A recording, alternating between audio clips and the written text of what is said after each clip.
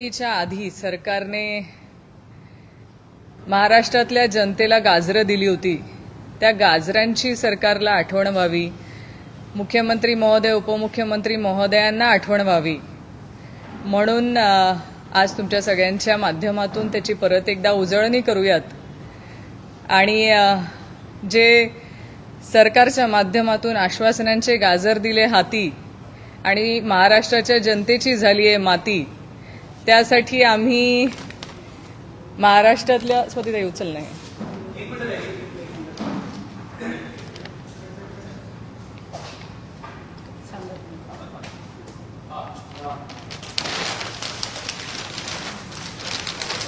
ज्यांच्या नेतृत्वामध्ये महाराष्ट्र सरकार आज काम करतंय आणि ज्यांनी महाराष्ट्रातल्या जनतेला फक्त गाजरांची खैरात देण्याचं काम केलंय आणि आज जर आपण विचारलं तर त्यांना त्या आश्वासनांचा विसर पडलेला आहे. त्यांचे वक्तव्य जर आपण बघितले तर त्यांना आम्ही हे आश्वासन दिलंच नव्हतं, आम्ही हे सांगितलंच नव्हतं अशी त्यांची वक्तव्य आहेत आणि त्यासाठी आम्ही या तिघांना आज गाजरांचा हार घालणार आहे आणि तुम्ही महाराष्ट्रातल्या जनतेला जी गाजरं दिली आहेत त्याच गाजरांनी या तिघांचा मी सत्कार करणार आहे.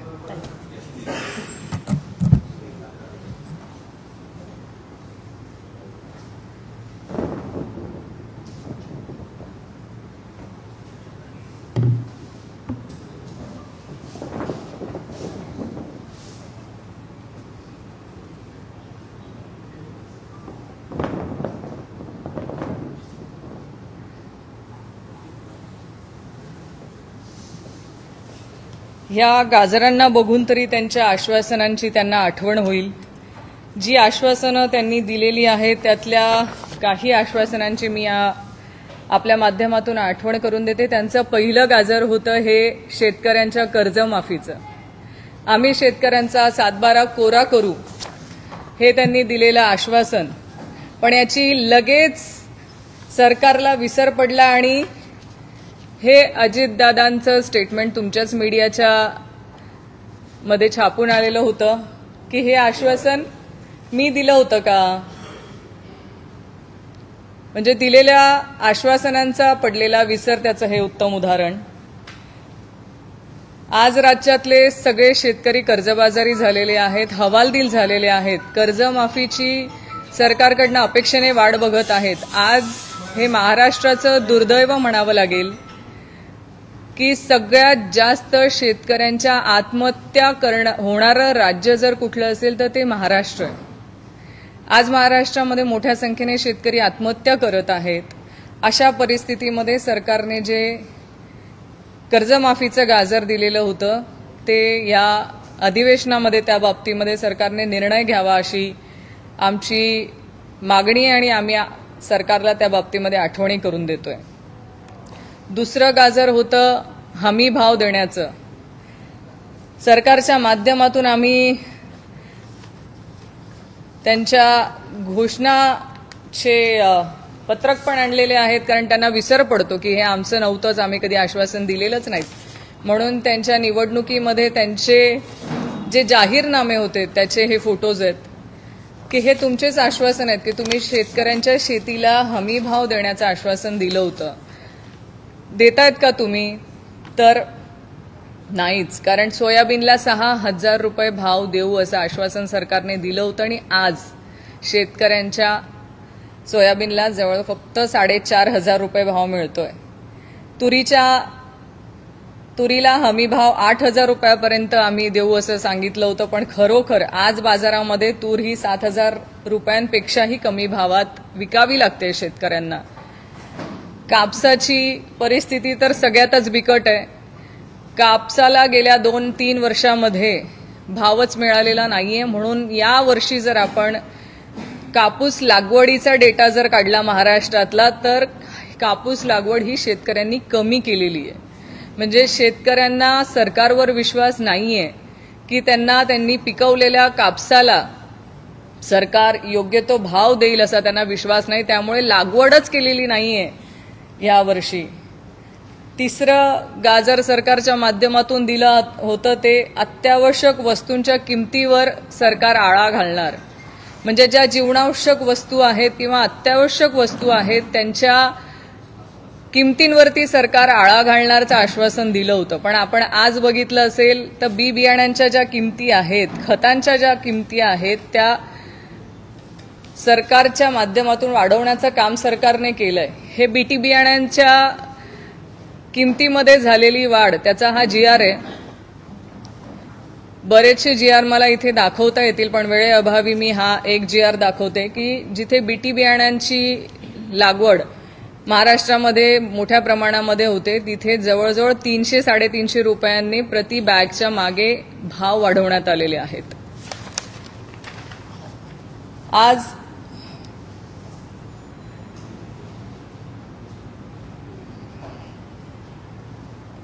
लाडक्या बहिणींना आम्ही 2100 रुपये देऊ, ही जी सरकारच्या माध्यमातून घोषणा करण्यात आली होती त्या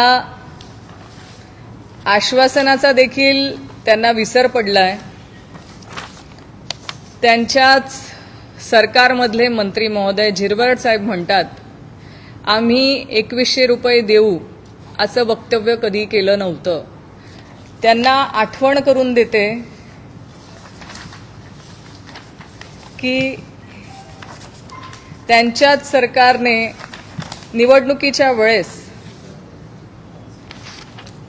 पहिल्या पानावरती, प्रत्येक पेपरच्या पहिल्या पानावरती मोठ्या मोठ्या फ्रंट पेजला जाहिराती होत्यात की आम्ही लाडक्या बहिणींना 2100 रुपये देऊ.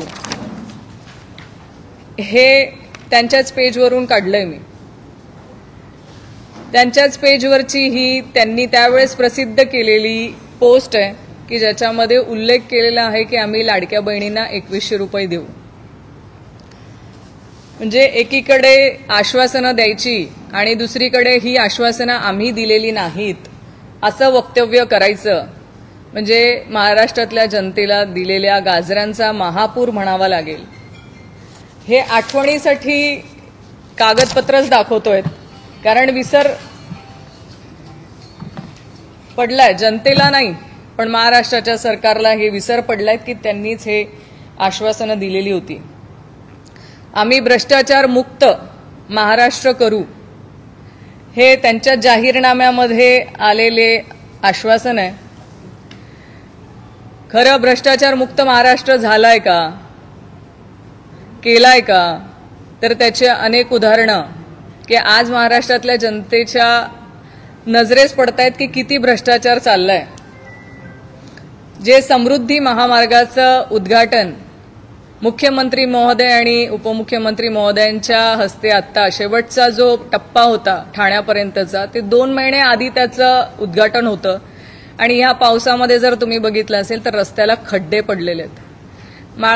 मालवणच्या छत्रपती शिवाजी महाराजांच्या पुतळ्यासंदर्भामध्ये प्रचंड असा गदारोळ त्यावेळेस झाला. पुतळ्याचं जे काम झालं होतं ते निकृष्ट दर्जाचं झालं होतं. पुतळा त्यावेळेस कोसळला, त्यानंतर नवीन काम केलं गेलं, पण आजही जर आपण बघितलं असेल तर तिथे खड्डे पडलेले आहेत.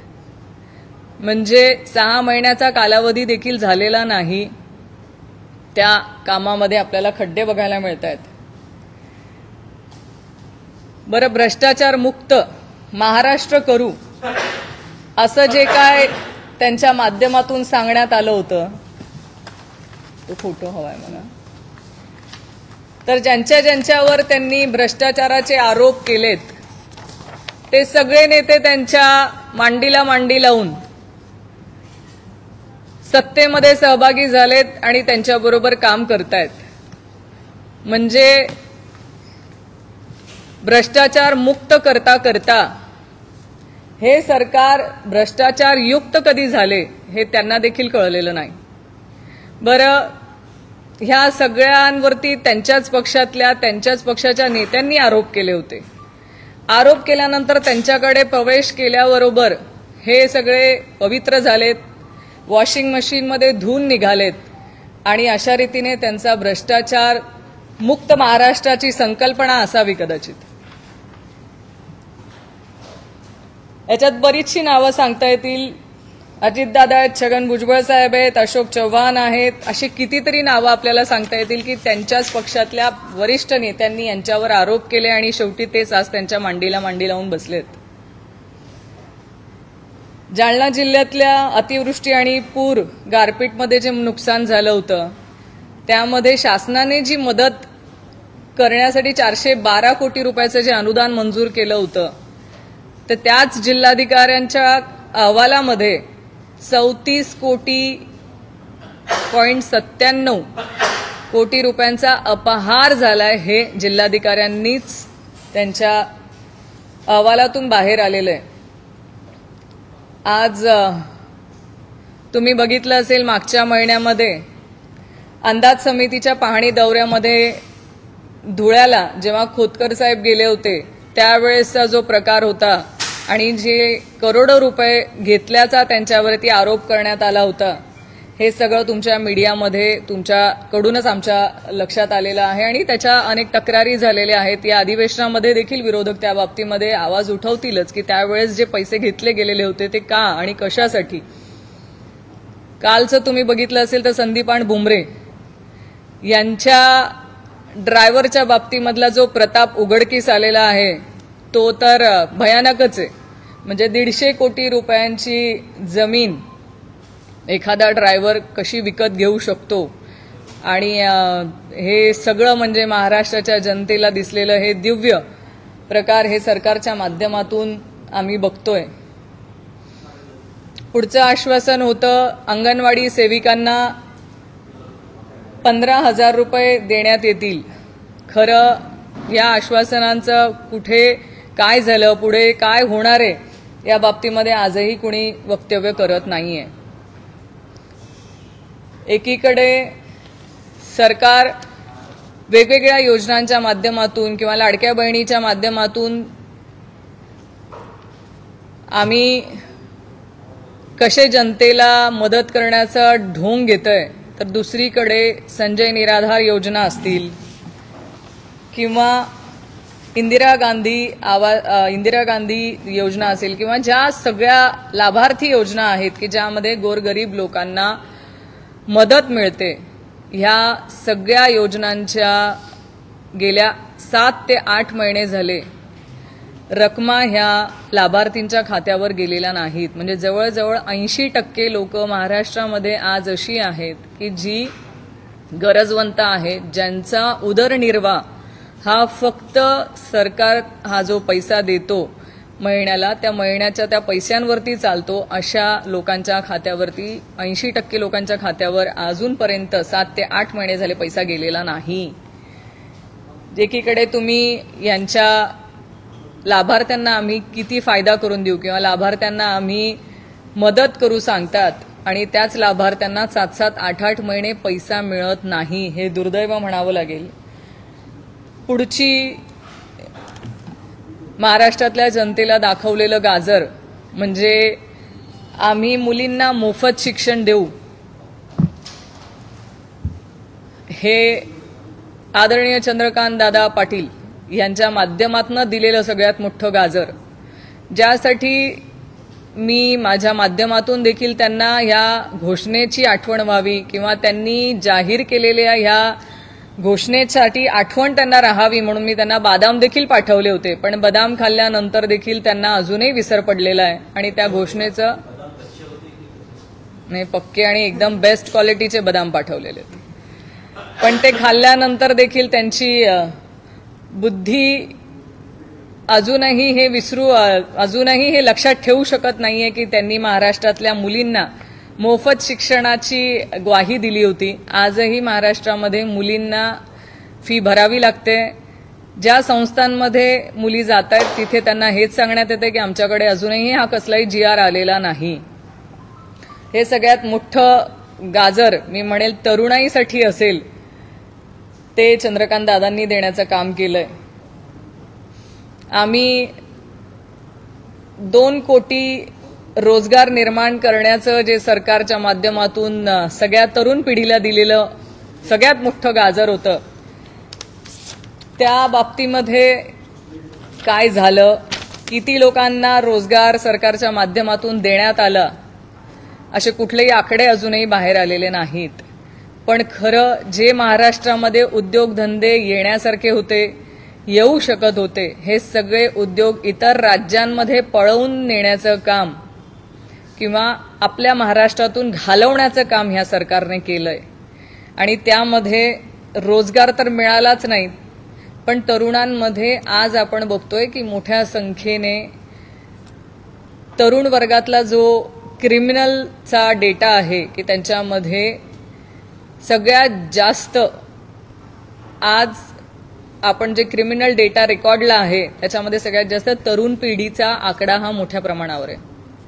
म्हणजे त्यांना नोकरी नाही, नोकरी नसल्यामुळे त्यांनी त्यांच्या क्रिमिनल ऍक्टिव्हिटीजमध्ये त्यांचा सहभाग हा मोठ्या प्रमाणामध्ये आपल्याला बघायला मिळतोय. आज शेतकऱ्यांना सरकारने एक घोषणा केली होती की आम्ही सोलरच्या माध्यमातून शेतकऱ्यांच्या बांधापर्यंत त्यांना जे वीज बिलामध्ये सवलत देण्यात येईल किंवा आम्ही त्यांना पूर्ण वेळ वीज देण्यासाठी सोलर कंपल्सरी करण्यात आलेलं आहे. एकतर सरकारने आम्ही वीज बिलामध्ये सवलत देऊ किंवा त्यांची वीज बिल माफी करू हे जे काही गाजर दाखवलं होतं त्यामध्ये 7.5 हॉर्स पॉवरच्या मोटारींपर्यंतच वीज बिल माफ केलं जातंय. माझा सरकारला प्रश्न आहे की एकीकडे तुम्ही म्हणतायत की आम्ही वीज बिल माफी केली म्हणून तुम्ही गाजावाजा करून स्वतःचे सत्कार करून घेतायत, पण 7,500 हॉर्स पॉवरच्या मोटारी असणारे किती शेतकरी महाराष्ट्रामध्ये आहेत? आत्ताच एक 2-4 दिवस आधी काहीतरी एका मंत्री महोदयांचं मी वक्तव्य ऐकलं की आम्ही फक्त गरीब लोकांना कर्जमाफी करतो, श्रीमंत ज्यांचे बंगले आहेत, फार्म हाऊस आहेत अशा शेतकऱ्यांसाठी कर्जमाफी किंवा त्यांना वीज बिल सवलत नाही. पण मला त्यांना सांगणं आहे की 7.5 हॉर्स पॉवर हे फक्त गरजू किंवा कमी ज्यांचं शेतीचं क्षेत्र आहे तीच लोक 7.5 पर्यंत हॉर्स पॉवरपर्यंत मोटर वापरत नाहीत, तर त्याच्यापेक्षा जास्त हॉर्स पॉवरच्या मोटर त्यांना लागतात. कारण बरेच जणांना धरणावरून पाणी आणावं लागतं, आजूबाजूच्या तळ्यावरून पाणी आणून त्यांनी त्यांच्या शेती पिकवलेली असते किंवा जिथे 200 मीटरपर्यंत त्यांच्या याला पाणी लागत नाही तिथे पाणी उपसा करत असताना त्यांना 7.5 हॉर्स पॉवरच्या जास्त हॉर्स पॉवरची मोटर लागते. अशा शेतकऱ्यांनी काय करावं? म्हणजे तुम्ही माफी देत असताना कमीत कमी लाभार्थी कसे होतील हा जर सरकारचा हेतू असेल तर ह्यामध्ये शेतकऱ्यांना कुठलाही फायदा होताना दिसत नाहीये. आज शेतकरी हवालदिल झालेले आहेत, त्यांच्या मागे उभं राहण्याचं काम करत असताना खोटी आश्वासनं कशी द्यायची आणि वेळ मारून नेण्याचं काम सरकारने केलेलं आहे. एका बाजूला सरकार इन्फ्रास्ट्रक्चर उभं केल्याचा गाजावाजा करतंय की आम्ही खूप मोठं इन्फ्रास्ट्रक्चर उभं केलंय, कोस्टल रोड केलाय, समृद्धी महामार्ग केलाय, आता नवीन महामार्गाच्यासाठी त्यांनी निधी मंजूर केलेला आहे, शक्तीपीठ महामार्ग ह्यासाठी हजारो कोटी रुपयांचा निधी मंजूर करण्यात आलेला आहे. हे सगळं करत असताना अजूनही आदिवासी पाड्यांमध्ये जर आपण बघितलं तर कुपोषित ची मरणाची संख्या ही मोठ्या प्रमाणावर आहे. म्हणजे एकीकडे तुम्ही इन्फ्रास्ट्रक्चर देऊन गाजावाजा करण्याचा जो आव आणतायत, बरं तो कशासाठी करतायत? तर तुम्ही समृद्धी महामार्गामध्ये बघितलं असेल की सुप्रीम कोर्टाने ज्या कंपनीला सरकारने काम दिलेलं आहे, मेघा इन्फ्रास्ट्रक्चर का मेघा इंजिनिअरिंग, त्या ज्या कंपनीला काम दिलेलं आहे त्या कंपनी बाबतीमध्ये सुप्रीम कोर्टामध्ये ताशेरे ओढण्यात आले की L&T कंपनीने कमी रक्कम मध्ये ते टेंडर भरलेलं असतानाही ते डावलून मेघा इंजिनिअरिंगला काम का देण्यात आलं? आणि बरं काम देण्यात आलंय त्या ज्या ह्या कंपनीचं नाव आहे ह्याचा सरकारशी संबंध हा उघडच आहे. कारण त्यांचं काय म्हणतात त्याला, तुमचं हे त्यांच्याकडनं सरकारच्या कडे किती पैसे गेलेले आहेत ते आपल्याला दिसेलच, म्हणजे दिसतच आहे. म्हणजे अशा कंपनींना काम देऊन सरकार कुठेतरी भ्रष्टाचाराला चालना देतंय का? कारण रक्कम L&Tने कमी दिलेली असताना मेघा इंजिनिअरिंगला काम देण्याचा संबंध काय? बरं, हे करत असताना एका बाजूला तुम्ही मोठ्या इन्फ्रास्ट्रक्चर करोडो रुपयांचं काम देतायत आणि दुसऱ्या बाजूला महाराष्ट्रातल्या कुपोषित बालकांच्या मृत्यूची संख्या ही प्रत्येकाला चिंता वाटेल अशीच आहे. आजही अनेक खेडेपाडे, अनेक वाड्या वस्त्या अशा आहेत की तिथपर्यंत सरकारच्या माध्यमातून कुठलीही आरोग्य व्यवस्था देण्यात आलेली नाही. याचं उत्तम उदाहरण मी मागच्या महिन्यामध्ये माझ्या जळगाव जिल्ह्यातल्या चोपडा तालुक्यातल्या एका महिलेची जी रस्त्यावर डिलिव्हरी झाली होती त्याही वेळेस सरकारला जाब विचारला होता. तुम्ही म्हणतायत ना की आम्ही इन्फ्रास्ट्रक्चर देतोय, आम्ही खूप महाराष्ट्राची प्रगती करतोय, आमच्या माध्यमातून खूप मोठी कामं होत आहेत, मग ह्या महिलांचं काय? त्या महिलेची रस्त्यावर सगळ्या पुरुषांसमोर डिलिव्हरी झाली आणि ती जी बाळाची नाळ होती ना ती दगडाने ठेचून नाळ तोडण्यात आली होती. अजूनही आपण म्हणतोय की आम्ही लाडक्या बहिणींच्या पाठीशी उभं आहे किंवा आम्हाला महाराष्ट्रातल्या जनतेची काळजी आहे. ती महाराष्ट्रातली जनता नाहीये का? ती बहीण नाहीये का? ती आपली मुलगी नाहीये का जिच्यावरती ही परिस्थिती आली? त्या झाल्यानंतर देखील कुणावरही कारवाई करण्यात आली नाही. म्हणजे तुम्ही तुमच्या कर्मचाऱ्यांना जे तिथे दोषी असतील त्यांनाही पाठीशी घालण्याचं काम त्या घटनेमध्ये करण्यात आलं. हे दुर्दैव म्हणावं लागेल की एखाद्या आपल्या लाडक्या बहिणीची डिलिव्हरी रस्त्यावर होते, ह्यासारखं दुर्दैव महाराष्ट्रामध्ये कुठलंच नसेल. आपण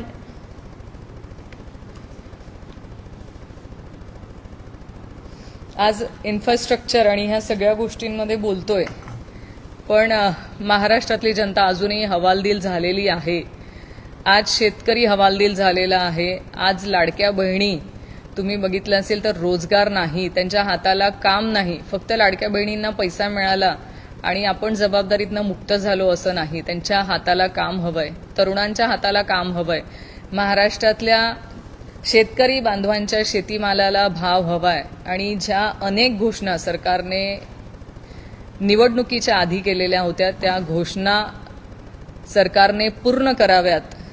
100 दिवसांचा महाराष्ट्राचा प्रगतीचा अहवाल आणि प्लॅन सरकारकडून जाहीर होणार होता तो देखील झालेला नाही. आज जवळजवळ 6-7 महिने झालेले सरकार येऊन, पण अजूनही कुठलीही प्लॅनिंग सरकारच्या माध्यमातून दिसत नाहीये आणि नवीन नवीन गोष्टी सरकार करतंय. आज हिंदी आणि मराठी ह्या गोष्टीमध्ये आज संपूर्ण महाराष्ट्रामध्ये जी चर्चा चालू आहे की हिंदी जी सरकारकडून जबरदस्तीने लादली जाण्याचा प्रयत्न होतोय. माझा सरकारला या निमित्ताने विचारणं आहे तुमच्या मीडियाच्या माध्यमातून की हिंदी लादण्याची एवढी घाई सरकारला का आहे आणि त्यातनं कुणाचं भलं होणार आहे? सरकार कुणाचं भलं करण्यासाठी हिंदी लादते?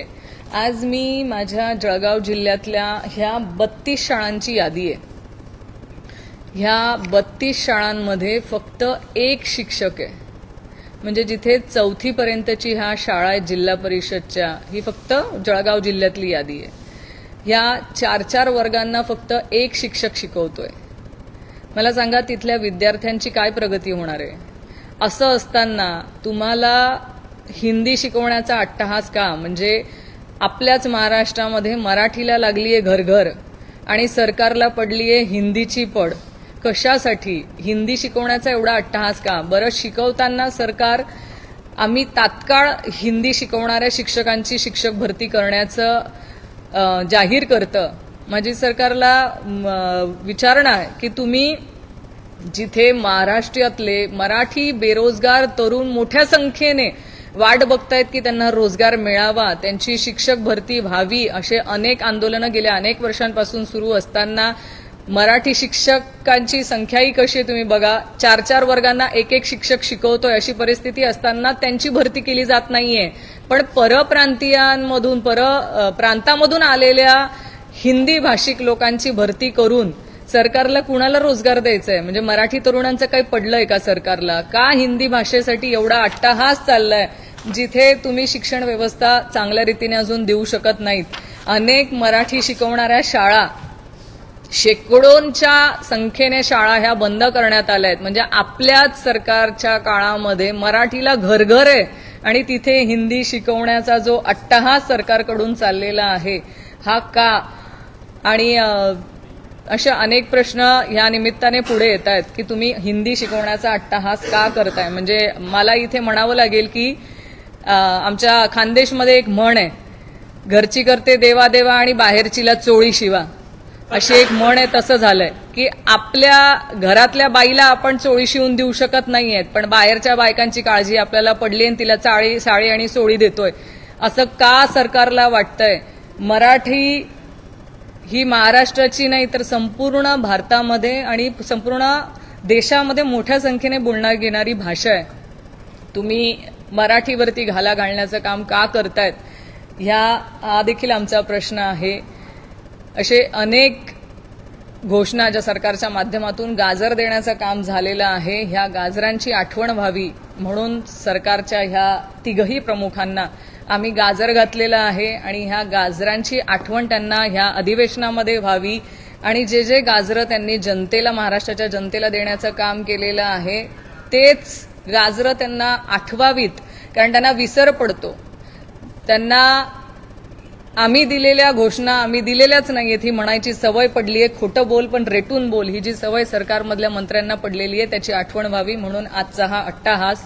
आमच्या महाराष्ट्रातल्या महिला अत्याचाराच्या ज्या मोठ्या प्रमाणामध्ये ज्या घटना घडता आहेत, ज्यामध्ये आम्ही वारंवार आवाज उठवतोय, आवाज उठवून आम्ही जाब विचारतोय सरकारला, त्याही बाबतीमध्ये सरकारने ह्या अधिवेशनामध्ये योग्य ती पावलं उचलणं गरजेची आहे. महिला आयोगाचं जे काम आहे, ज्या अक्षम्य अशा चुका महिला आयोगाच्या माध्यमातून ह्या गेल्या 3-4 केसेसमध्ये झालेल्या आहेत, त्या केसेसमध्येही महिला आयोगाला सरकारने पाठीशी घालण्याचं काम केलंय. हे असं करत असताना अनेक महिलांच्या ज्या तक्रारी आहेत त्या तक्रारींना कचऱ्याची पेटीचं दाखवण्याचं काम महिला आयोगाच्या वतीने होतंय आणि हे दुर्दैव म्हणावं लागेल महाराष्ट्राला की एकी बाजूला आपण म्हणतोय लाडक्या बहिणी आणि दुसऱ्या बाजूला त्यांच्यावरती जेव्हा अत्याचाराच्या घटना होत आहेत तेव्हा त्याकडे सरकारकडनं दुर्लक्ष होतंय. अशा अनेक गोष्टींमध्ये सरकारला या अधिवेशनामध्ये जाब तर विचारला जाईल पण त्याचे उत्तर सरकारला देणं बंधनकारक राहील आणि द्यावंच लागेल आणि जोपर्यंत त्याची उत्तरं मिळणार नाहीत आम्हीही शांत बसणार नाही. तुम्हाला काय विचारायचं विचारा.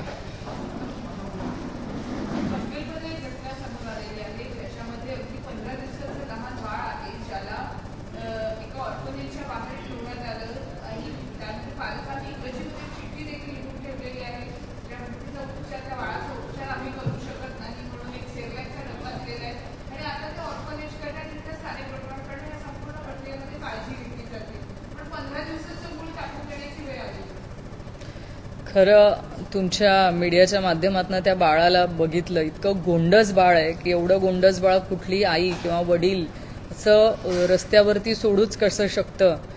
आणि ज्या चिठ्ठीचा तुम्ही उल्लेख केला तिथे सुशिक्षितच आई वडील दिसत आहेत, कारण ते इंग्लिशमध्ये पत्र आहे. ह्या सगळ्या गोष्टींची सखोल चौकशी करून ते बाळ योग्य रीतीने सांभाळलं जाईल ह्याची काळजी करावी लागेल. पण त्या गोंडस बाळाचं आयुष्य उद्ध्वस्त होऊ नये ही सगळीच आपल्याची जबाबदारी आहे. मला असं वाटतं की त्या आईवडिलांना शोधून त्यांच्याच ताब्यामध्ये ते बाळ दिलं गेलं पाहिजे अशी मलाही अपेक्षा आहे, कारण ते बाळ 15 दिवसाचं आहे. ते का त्यांनी तिथे सोडलंय आणि का याची सगळी चौकशी होणं गरजेची आहे. दुसरं काय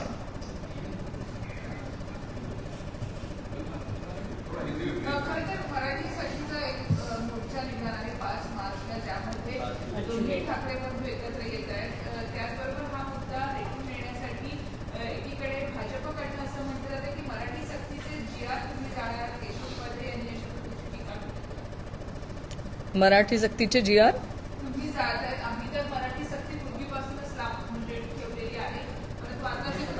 हिंदी सक्ती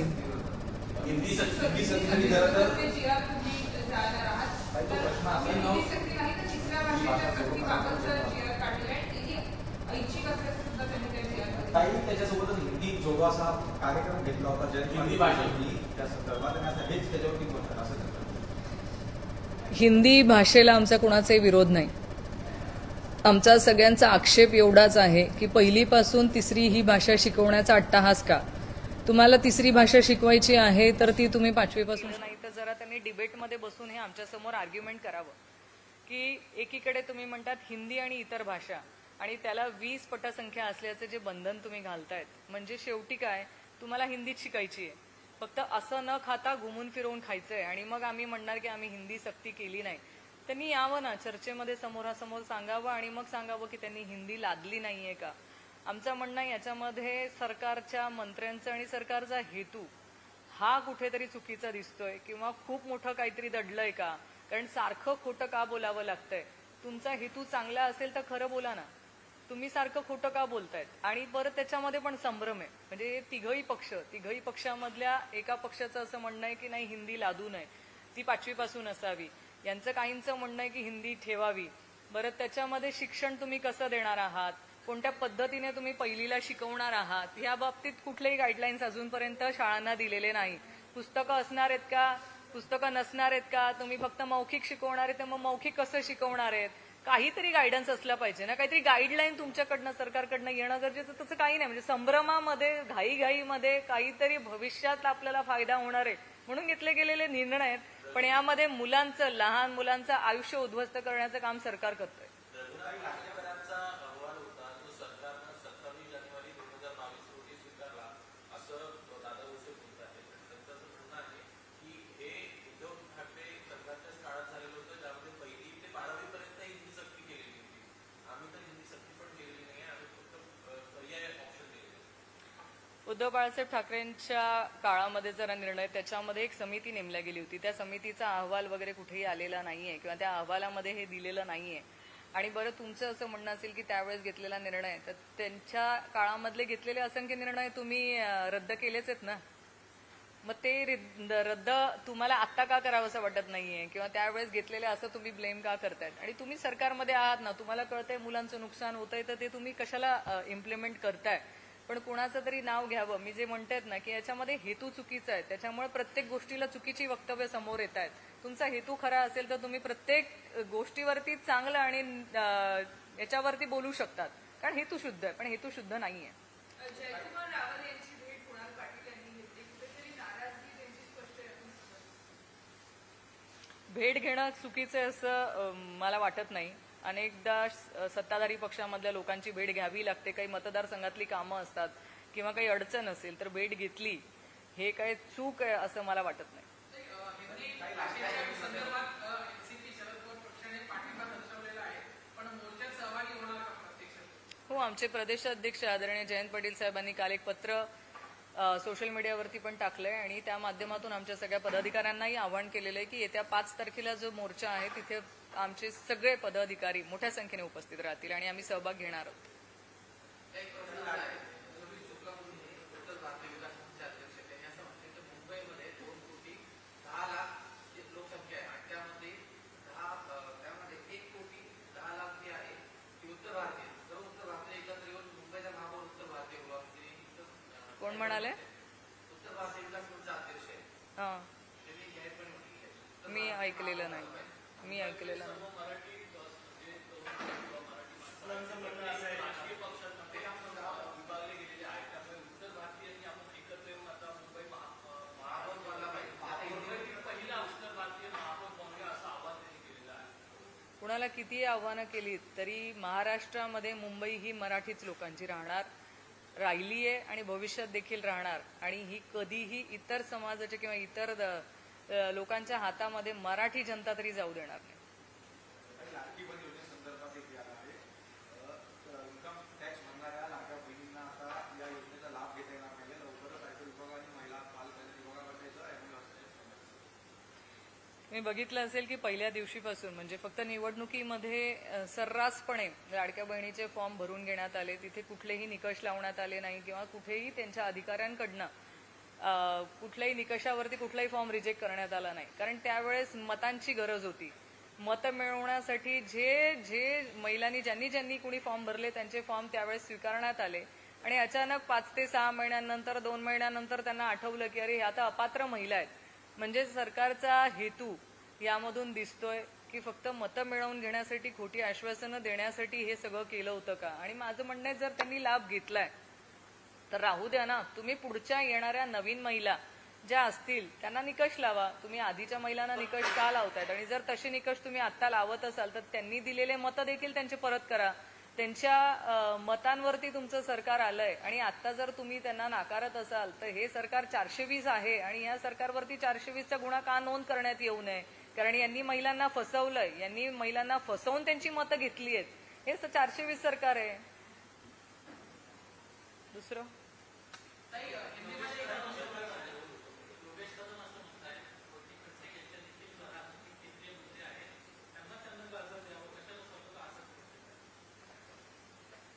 प्रत्येक व्यक्ती माझ्या घरातलं देखील असलं तर त्यांना गाजर नक्कीच देईल, काळजी करू नका.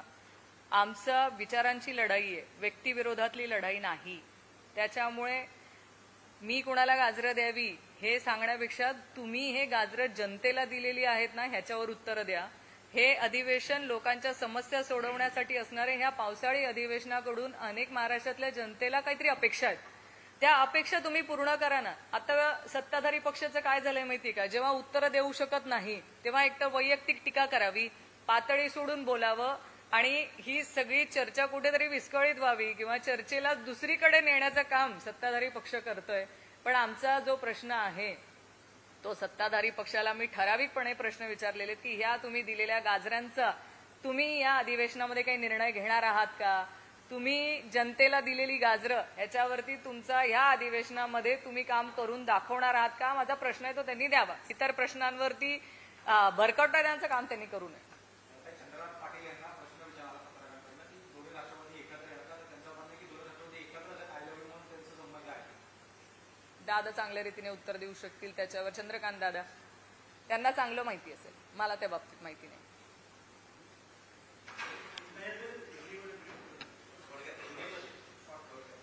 हे सगळं बापरे.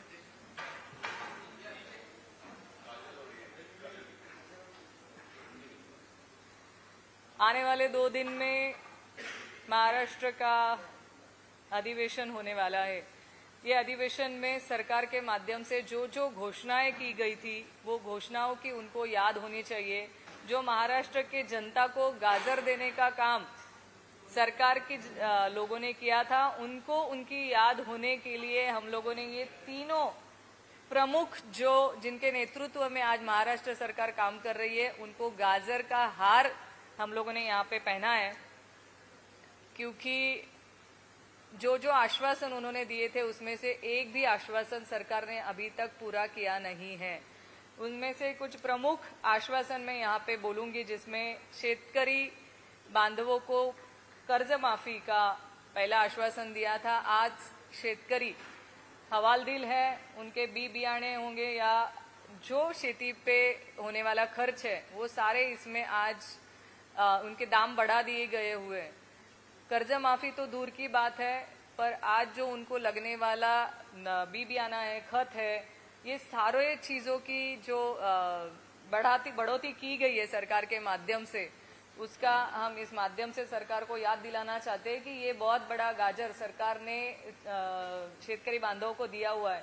दूसरा है कि हम हमी भाव देंगे. हमी भाव मतलब जो आज हमारे सभी को लगने वाली जो चीजें है वो चीजों की एक हद तक उनकी रकम नहीं बढ़नी चाहिए. इसकी ये हमी सरकार ने जो हम लोगों को दी थी तो वो हम लोगों को आज कहीं नहीं दिखाई दे रही है. क्योंकि हर चीज के भाव आज बढ़ रहे हैं. गैस सिलेंडर, गेहूं, चावल, सभी चीजों के आज भाव बढ़ रहे हैं.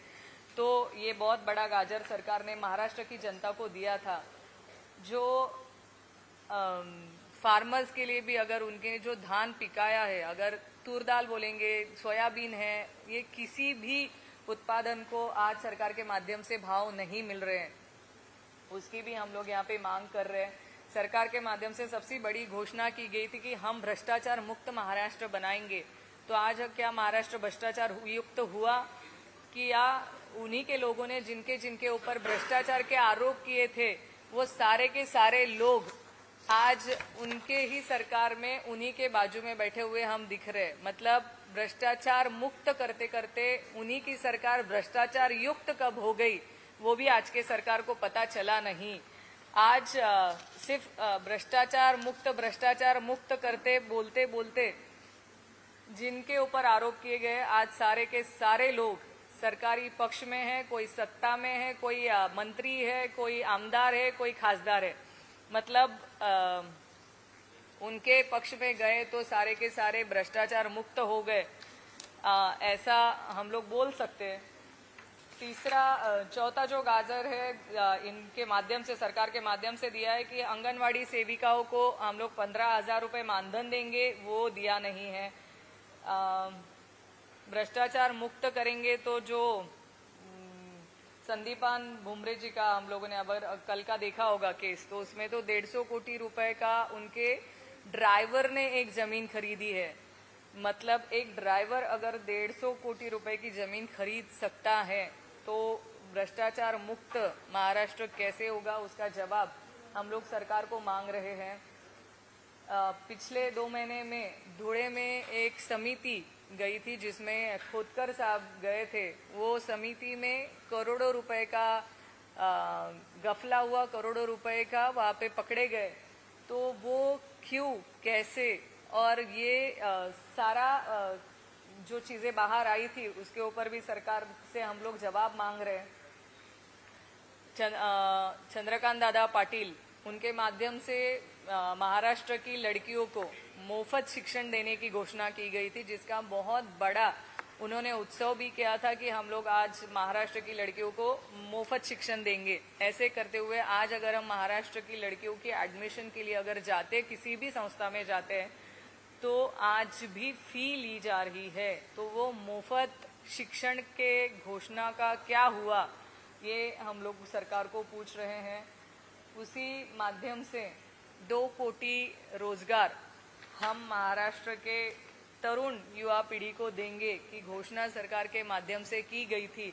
पर आज अगर हम परिस्थिति देखें तो महाराष्ट्र में बेरोजगार युवकों की संख्या बहुत ज्यादा संख्या से है। अभी तक उनको रोजगार मिला नहीं है, और अगर ऐसा कोई रोजगार दिया है तो उसके आंकड़े सरकार के माध्यम से जाहिर होना है। वो हम लोगों को अभी तक दिखे नहीं है। एक जगह पे हम लोग बोल रहे हैं कि हम बहुत बड़ा इंफ्रास्ट्रक्चर खड़े कर रहे हैं, मतलब समृद्धि महामार्ग है, हम लोग कोस्टल रोड है, ये सारा दिखाने की कोशिश सरकार कर रहा है। पर एक जगह पे जहाँ पे हजारों करोड़ों रुपए आप इंफ्रास्ट्रक्चर पे डाल रहे हो, वहीं पे अगर महाराष्ट्र की परिस्थिति देखें तो आज भी ग्रामीण भाग में महिलाओं को बाम्बू पे डाल के हॉस्पिटल तक लेके जाना पड़ता है। मतलब गांव से तालुका लेवल तक अगर जाना तो उसको हम लोग बाम्बुलेंस बोलते हैं गांव में, गांव की भाषा में, क्योंकि वो एम्बुलेंस जैसे होती है वैसे बाम्बुलेंस, मतलब बाम्बू का ऐसे बनाया हुआ लकड़ी के ऊपर हम लोग औरतों को अभी भी लेके जाते हैं। ये परिस्थिति है महाराष्ट्र में। एक जगह पे इंफ्रास्ट्रक्चर का दिखावा हो रहा है और एक जगह पे ऐसी परिस्थिति है कि जहाँ पे अभी भी आरोग्य व्यवस्था नहीं पहुंची है। अनेक महाराष्ट्र में अगर हम लोग देखें तो कुपोषित बालकों की मृत्यु की संख्या बहुत बड़ी है। एक जगह पे हम महाराष्ट्र में इतना काम कर रहे, ये कर रहे, वो कर रहे कि हम इतना न्यूज में देख रहे कि सरकार के माध्यम से बहुत सारी झूठी बातें वो लोग बोल रहे, पर एक जगह कुपोषित बालकों की जो मृत्यु की संख्या है वो बहुत बड़ी है। उनके लिए जो पैसे आते हैं वो पैसे कहाँ जाते हैं, क्या होता है। और अगर आपने पिछले महीने में देखा होगा तो ये जो आदिवासी समाज का जो पैसा है वो पैसा भी अभी दूसरे स्कीम में सरकार ने डाइवर्ट कर दिया। मतलब इन लोगों के लिए जीने मरने का प्रश्न होते हुए भी उनका जो हक का पैसा है वो भी सरकार अभी उनको दे नहीं रही है, वो भी पैसा दूसरे स्कीम में डालने का सरकार पाप कर रही है।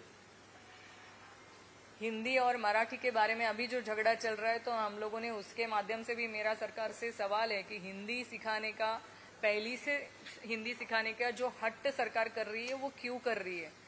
मतलब जहाँ पे मराठी आज सिखाने के लिए महाराष्ट्र में अगर हम देखेंगे तो जो मराठी सिखाने वाली शाला है, स्कूल्स है, वो स्कूल्स में हम 4-4 वर्ग के लिए एक शिक्षक आज वो स्कूल चला रहे। ऐसी परिस्थिति में हिंदी सिखा के या हिंदी सिखाने वाले शिक्षक देके सरकार को क्या करना है। मतलब मराठी सरकार को चाहिए नहीं क्या, मराठी सिखाने वाली स्कूल्स नहीं चाहिए क्या, और हिंदी सिखाने का हट्टाहास क्यों कर रहे, ये भी हमारा सरकार को ये माध्यम से सवाल है।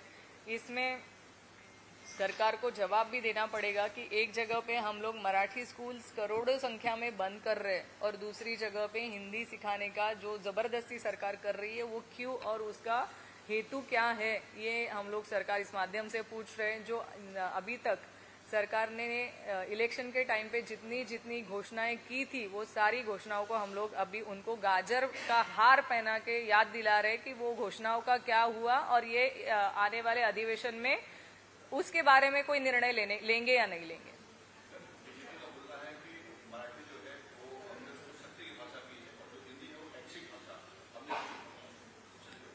मैं उनसे आह्वान करती हूँ कि थोड़ा सामने आइए और हमारे साथ एक बार आर्ग्यू करके बताइए ना कि वो कंपल्शन कैसे नहीं है। एक तो उन्होंने लिखा है कि हिंदी और इतर भाषा, पर उसमें 20 लोगों की पट संख्या मतलब 20 बच्चों की पट संख्या का उन्होंने कंपल्शन लगाया है। जब आप 20 बच्चों की पट संख्या का कंपल्शन लगा रहे मतलब सामने वाले को हिंदी भाषा लेनी है और हिंदी लेनी है, ये जीआर बोलते ना हम लोग, ऐसे खाना है वो छोड़ के हम लोग घुमा के खिला रहे बस। पर ये लोग चर्चा के लिए सामने आए ना, अगर आपका हेतु शुद्ध है और आप सच बोल रहे हैं तो सामने आओ ना। और उन्हीं के सरकार के जो 3 पक्ष हैं वो तीनों पक्ष में कोऑर्डिनेशन कहाँ है? एक पक्ष को लगता है कि वो नहीं सिखाना चाहिए, एक पक्ष को लगता है सिखाना चाहिए। और उसमें जो आप सबका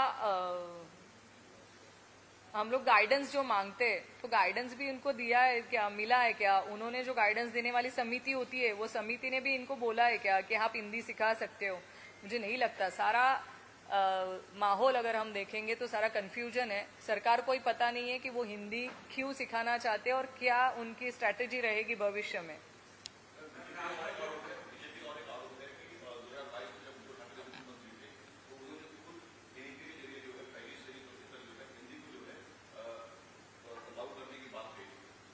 मेरे नॉलेज में ऐसे है कि तभी अगर वो विषय लिया था, पर वो विषय का एक समिति निमणूक तभी की गई थी। वो समिति का कोई अहवाल नहीं आया था और अहवाल आया नहीं तो उस पर निर्णय हुआ ही नहीं था। और अगर इनको लगता है कि वो टाइम पे कुछ निर्णय लिया गया है तो ऐसे तो उद्धव ठाकरे साहब के कार्यकाल में जितने बहुत सारे निर्णय लिए गए थे जो ये सरकार ने रद्द किए हैं, तो रद्द कर दो ना। जरूरी थोड़ी है कि वो निर्णय के ऊपर आप चलने चाहिए।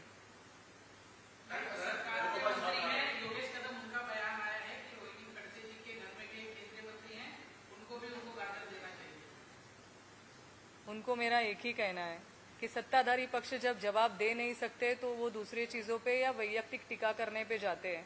अगर आपको ऐसे लगता है तो मैं ऐसे मेरे घर में भी अगर मंत्री पद रहेगा तो उनको भी मैं गाजर जरूर दूंगी, उसकी चिंता आप करो नहीं। मैं सबको सवाल पूछ रही हूँ, इंक्लूडिंग वो जो सत्ताधारी पक्ष के लोग हैं उनको सभी को सवाल पूछ रही हूँ। पर जो मेरा पूछने का जो सवाल है वो सवाल का जवाब आप जरूर दीजिए। वैयक्तिक जाके कोई फायदा होने वाला नहीं है। ये जवाब आपको आज नहीं तो कल तो देने ही पड़ेंगे कि जो आपने गाजर महाराष्ट्र की जनता को देने का काम किया है ना, उसका क्या हुआ? आप वो गाजर जो दिए वो उनके लिए कुछ करने वाले है कि नहीं है, कि वो सब चुनावी जुमले थे? ये भी उनको सवाल मेरा है ना, उसके ऊपर उनको जवाब देना पड़ेगा।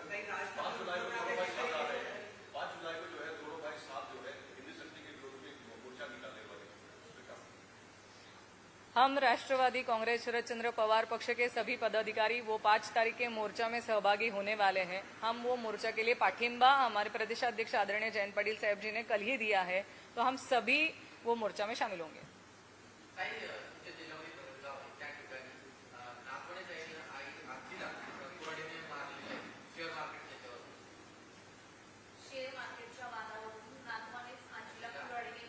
आता मला घटना अजून माझ्यापर्यंत आली नाही, कधी झाली नाही, मला खरंच डिटेल मी घेतल्याशिवाय नाही बोलू शकणार। पण आमच्या जिल्ह्यामध्ये आत्ताची एक घटना झालेली आहे। काल एक आंदोलन घेण्यात आलं, त्या आंदोलनामध्ये एका 14 वर्षाच्या मुलाचं हत्या करण्यात आली होती, जिथे मुख्यमंत्री महोदय येणार होते त्याच्या आधी घडलेली घटना आहे। पण त्यावेळेस मुख्यमंत्री महोदय येत असताना कुठलाही गोंधळ होऊ नये म्हणून त्या घटनेला हत्याचं स्वरूप देण्यात आलं पोलिसांकडनं आणि तशीच FIR नोंदवण्यात आली। आता पोलीस यंत्रणा म्हणते की ती नरबळी असू शकते। मग हे तुम्हाला आधी कळलं नाही का? ती नरबळी आहे हे त्याच्या घरातली व्यक्ती आधीपासून बोलते की आमच्या मुलाची नरबळीमध्ये हत्या झालेली आहे, पण मुख्यमंत्री महोदय येणार होते आमच्या जळगाव जिल्ह्यामध्ये, शांतता असावी, कुठल्याही लोकांकडनं गोंधळ होऊ नये म्हणून त्यावेळेस ती हत्या जाहीर करण्यात आली। पण आता त्याच्यावरती नरबळी म्हणून गुन्हे नोंद होत आहेत। म्हणजे सरकार जनतेला किती मूर्ख बनवू शकते। एवढ्या सेन्सिटिव्ह विषयामध्ये देखील, नरबळीसारख्या विषयामध्ये देखील सरकार लोकांना फसवण्याचं काम करतंय। मला माझ्यापर्यंत खरंच नाही आली ती घटना।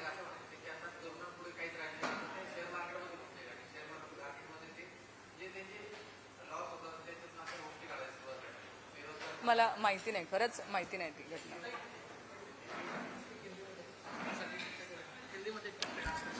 कशाची? कशासाठी आज तक सर हिंदी घेतली की हिंदी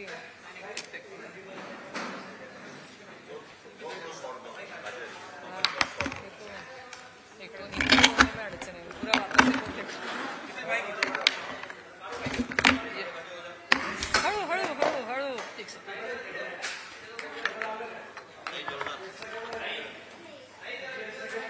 अधिवेशन तुम्ही आजपासूनच वाजवतो काय काय अरे आहे तसं जाऊ ना परत एक तास थांबावं लागेल